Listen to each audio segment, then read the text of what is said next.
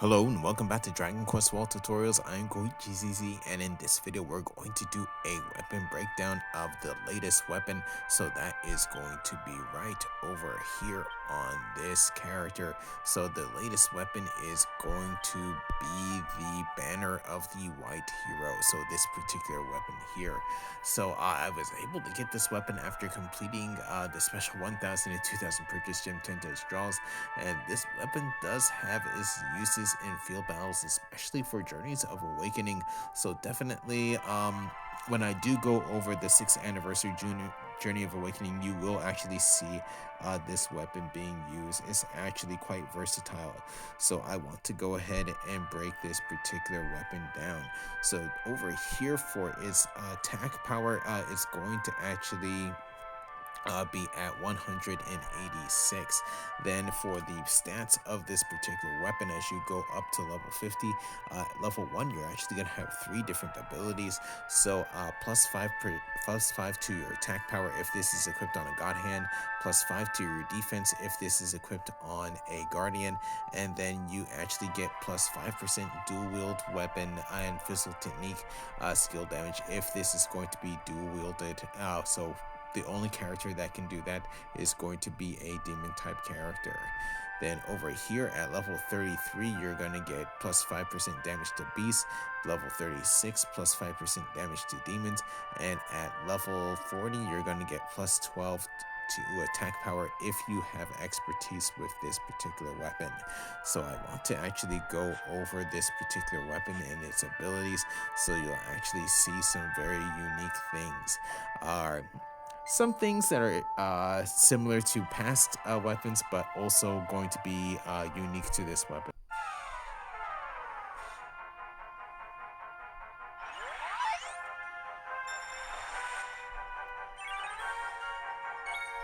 Okay, so you actually just saw a few things there, and those are going to be the sudden activation abilities. So the first one that we're going to have is going to be called Shiroki Eiyu no King Time, which is going to be White Hero's King Time. This is going to be cost 12 MP, and at the start of the battle, your allies will have a rare chance to take their actions before all of the enemies and have a chance to have their tension raised by 1 level. So, but if a metal enemy is present, you have a 100% chance of taking actions before the enemy, including metal type enemies, and will gain 1 level to your tension. So if you see here, all the characters here have at least tension level 1.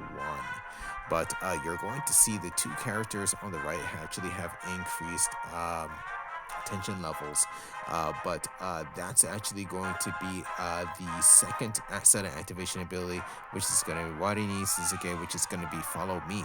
So with this is going to cost 19 MP, and at the start of the battle, there is a chance that the wielder's tension will increase 2 levels, and the character to the right of the wielder will have their tension increased by 1 level. So in this case, you're actually seeing both characters on the right, the 2 characters both have increased tension levels at 50, so that's actually going to be level 3.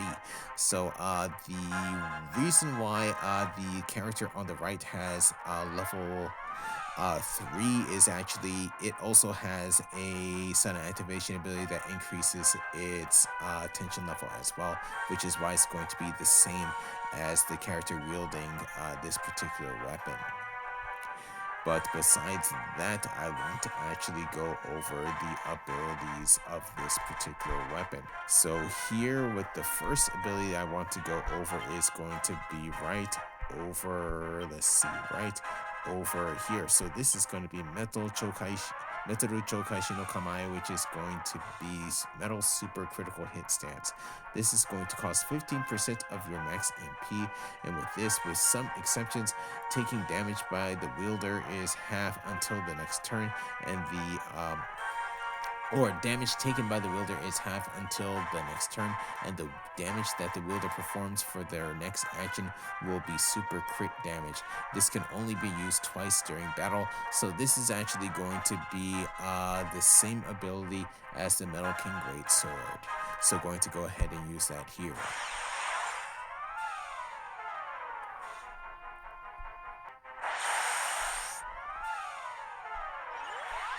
Okay, so here my character is at max tension, but the next ability I want to go over here is going to be, let's see, right over here. This is going to be Ono Ifu, which is going to be King's Majesty. What this does, it costs 25 MP, and the wielder and the characters on both sides of the wielder receive a buff that nullifies abilities that lower tension levels, and it's going to last 4 turns, going to be like this.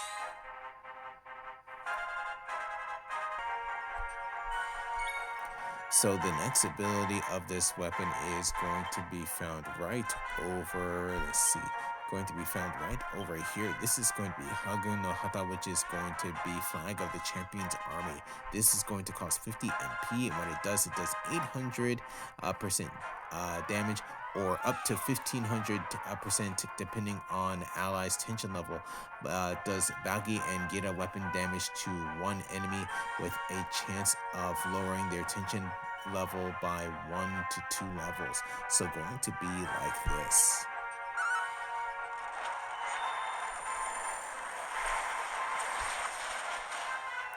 So, ooh, wow. Okay, so down.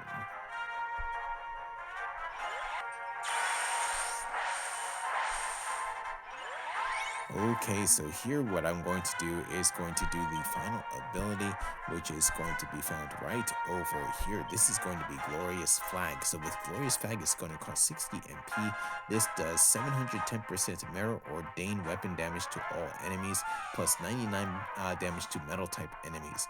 If an enemy's HP drops below 30%, they will be destroyed, and the more enemies that are in the battle, the wielder will have a higher critical hit rate, and the conditions for enemies to be destroyed becomes easier. So going to be like this.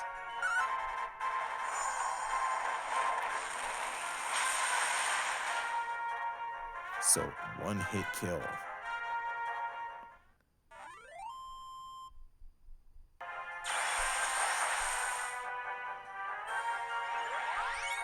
So one more thing that I actually do want to go over is going to be the challenge for this particular weapon.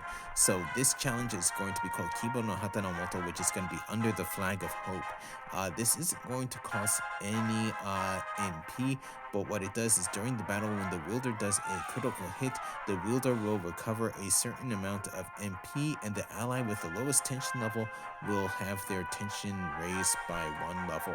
So going to be, let's see, if I go ahead, I don't want to kill everyone, so I'm going to actually go ahead and use Champion's Flag, so like this.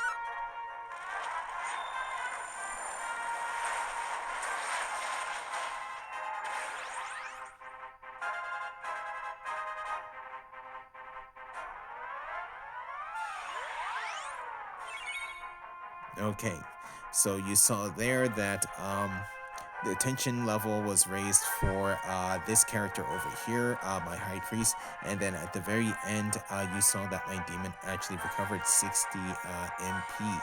So that is going to be the challenge there. So that actually worked out quite well. So yeah, this is actually going to be this particular weapon here. So definitely, this is going to be something that's going to be quite useful in battles coming up very soon.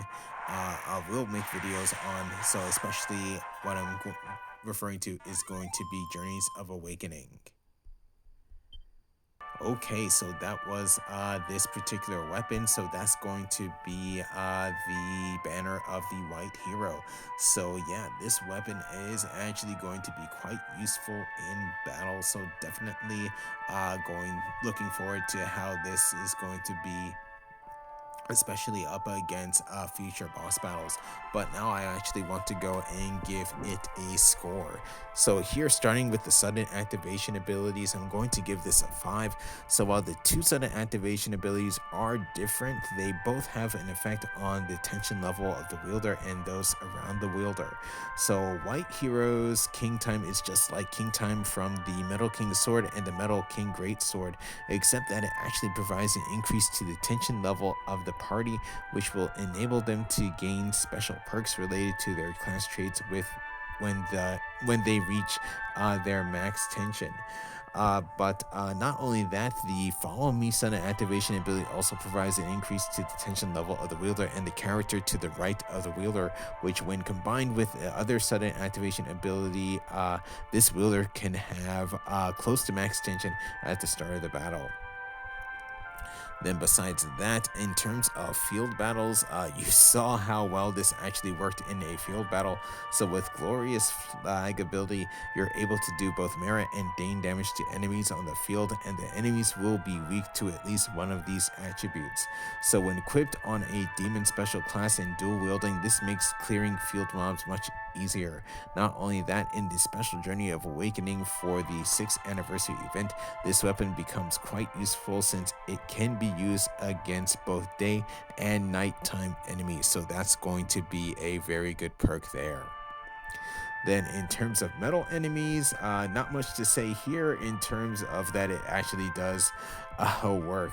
So like the Heaven Splitter Blade skill of the God Eater Greatsword, this weapon also does 99 damage to metal type enemies, which will pretty much destroy any metal type enemy that will appear on the field. Then if you're actually going to have this equipped on a demon, pretty much you're going to be doing that twice, so that's going to be close to 200 damage to a metal type enemy.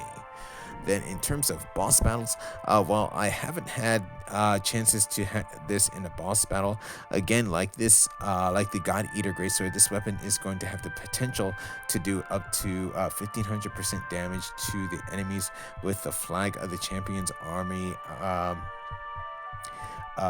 skill. So the difference between this ability and the Heaven Splitter Blade is that you can only do either Bagi or Geta weapon damage with this skill, but unlike the God Eater Greatsword, you would not need to rebuff to keep the attributes on the weapon.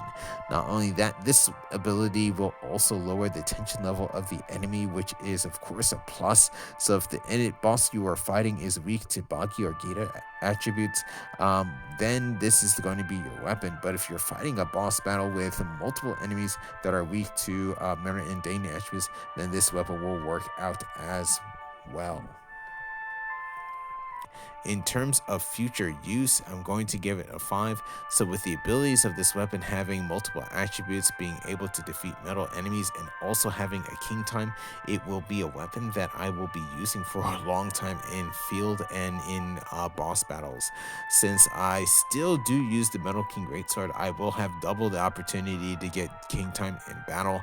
And as we saw the introduction of the weapon in the most recent Smart Walk, it is going to be one of the go-to weapons for the next Mega Monster coming out on October 16th. So the total score pretty much just going to be like the God Eater Greatsword, 25 perfect score. We have yet to see the full potential of this weapon, but we will see how well it will do up against the next Mega Monster and other bosses down the line in the game. While I have yet to find a flaw in this weapon, I believe that this is going to be another weapon that's going to stick around in the game for a very, very long time. So that's pretty much going to be it for this particular weapon breakdown. So I'm going to go ahead and end this video here, but for my next video, I will be going over the latest Hokura rulers, so Lagon, so please stay tuned for that, and we'll be using this weapon against it. So with that said, going to end this video here, so thank you for watching. If you enjoyed the video, please leave a like. If you'd like to see more, please subscribe, and I'll see you in the next video.